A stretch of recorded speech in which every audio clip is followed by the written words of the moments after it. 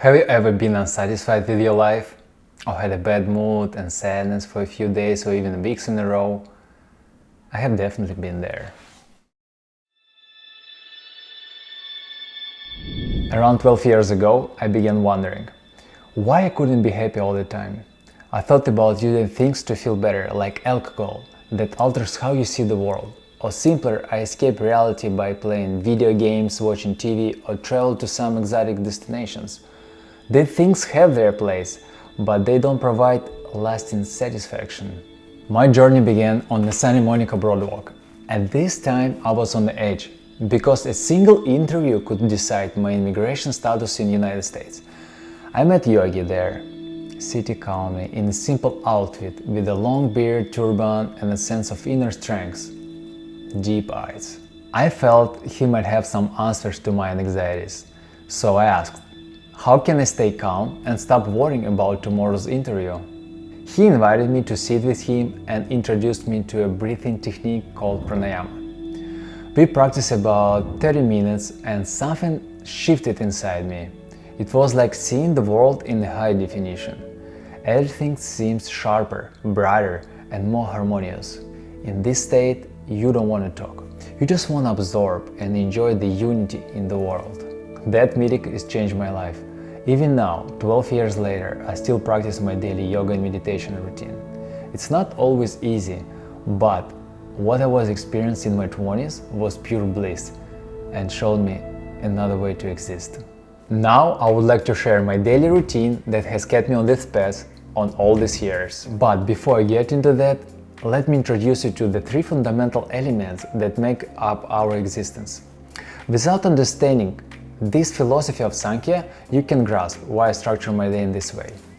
So, these are like basics of understanding our world, and I wish my parents had taught me when I was a kid. These three elements in our material world, called Sattva, Rajas and Tamas. You can think of them as goodness, passion and ignorance or inactivity. Goodness hours starts from 4 am till 10 am, passion hours from 10 am till 6 pm and ignorance hours from 6 pm till 2 am. I try to align with this natural rhythm all day. My day typically starts at 5 am with a refreshing shower.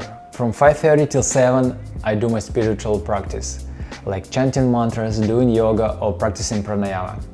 Then I cook breakfast and read a book.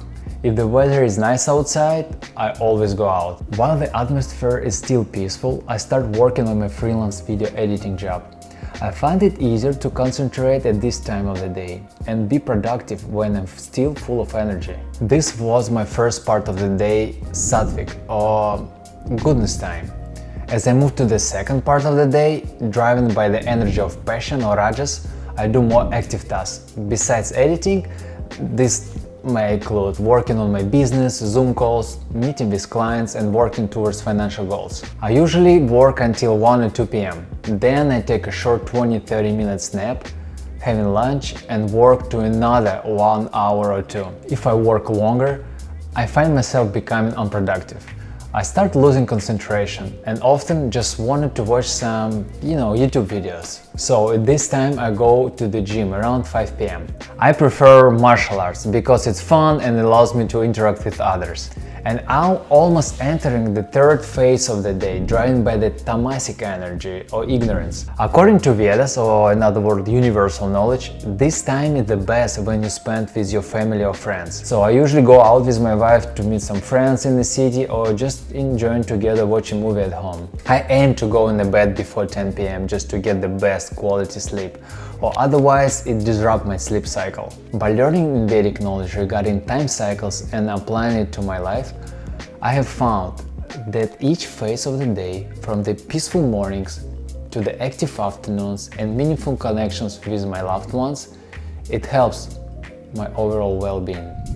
If you found this video helpful, please share this video with your loved ones. Together we can help each other become better versions of ourselves. And thank you for watching. I'll see you next time.